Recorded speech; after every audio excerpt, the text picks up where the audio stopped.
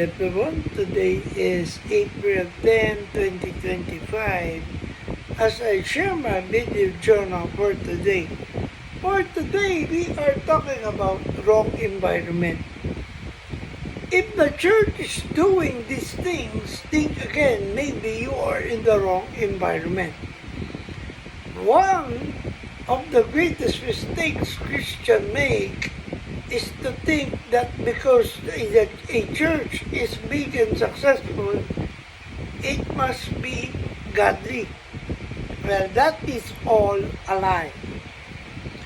If the church focuses too much on anything, these things, I encourage you to think and observe. Maybe you are in the wrong environment. And look for a Bible-adhering church. So number one is mega prosperity churches.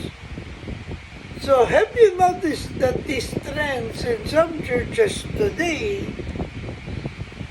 attract large crowds because they tell people they want to hear instead of they need to know? They often focus on boosting self-esteem, teaching wealth creation, or outlining principles of prosperity. Ordinarily, nothing is wrong with these things, teaching to the children of God. However, the fundamental purpose of a church is not to serve these ends. And it's not to create millionaires or worldly riches.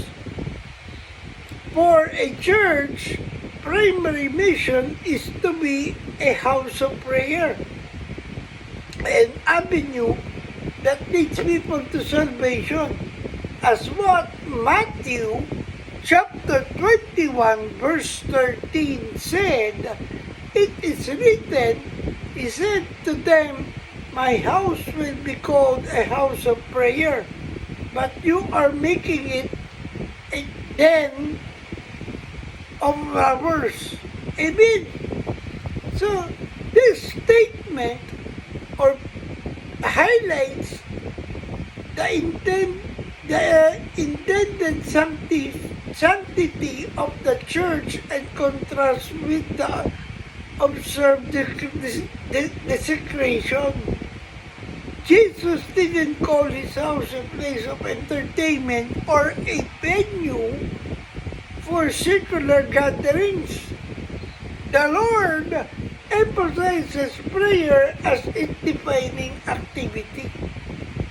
So church mostly focuses on worldly nourishment with teachings of prosperity without giving you the much needed spiritual guidance to maintain and protect your salvation.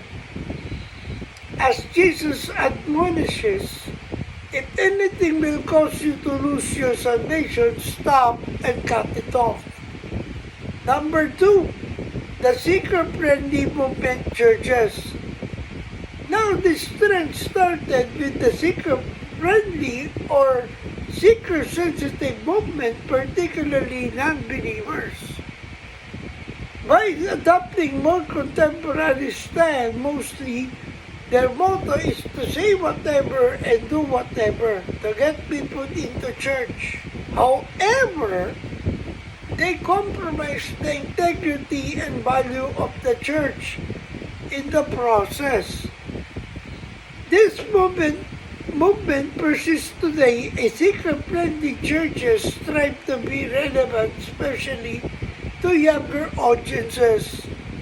This means their approach often minors current social trends.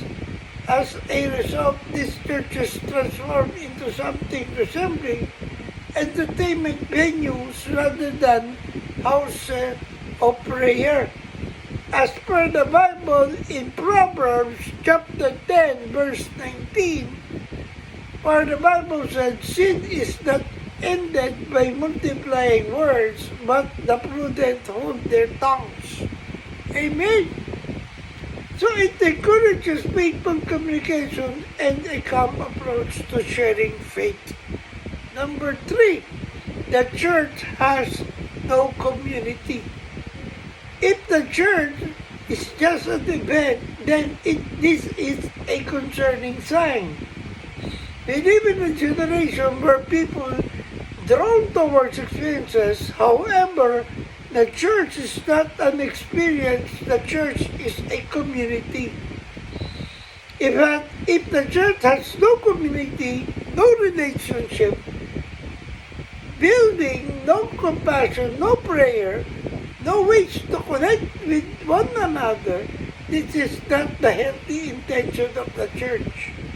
God created the church so that it would build up people in their faith and provide fellowship. If a church is more about the Christmas program than about pouring into the congregation, then they are missing the main point.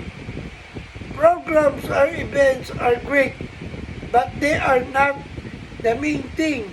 As per the Bible says in 1 Corinthians chapter 1 verse 10, it says, I appeal to you, brothers and sisters, in the name of our Lord Jesus Christ, that all of you agree with one another in what you say, and that there be no divisions among you, but that you be perfectly united in mind and thought.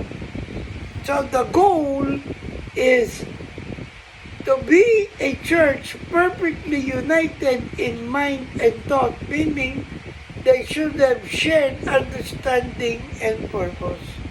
And lastly, there is a celebrity worship leader culture. Worship leaders are not celebrities, neither pastors. They are supposed to be servants of God. If a worship leader is only pointing towards himself or herself, this is not healthy.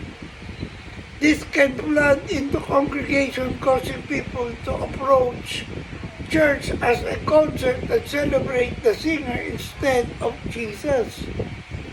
There needs to be accountability for everyone who steps in front of a congregation to set a tone of reverence and celebration of our Savior. A culture of idolatry is wrong.